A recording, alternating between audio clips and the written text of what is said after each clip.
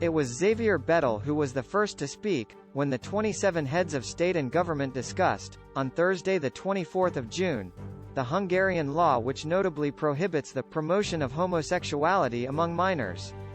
The Luxembourg Prime Minister looked back on his adolescence, on the reaction of his mother who did not understand, when he told her about his homosexuality. Homosexuality is not a choice, you are born like that, he told Viktor Orban, the Hungarian Prime Minister. Before the summit, Xavier Bettel also spoke on a very personal level. Accepting myself as gay was the hardest thing for me.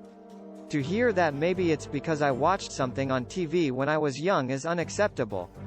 Like mixing pedophilia, pornography and homosexuality.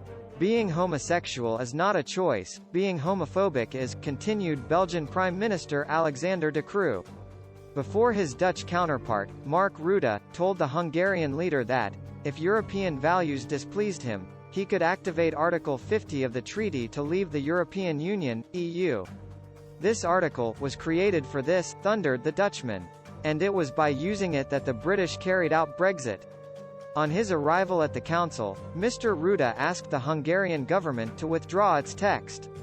He felt that, failing this, Mr. Orban's country had nothing more to do in the European Union.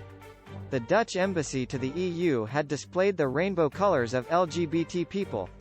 Article reserved for our subscribers read also Hungary bans showing homosexuality to minors. I do not see where the problem is, replied Mr. Orban to this first salvo. I am a gay rights fighter. I was a freedom fighter under the communist regime.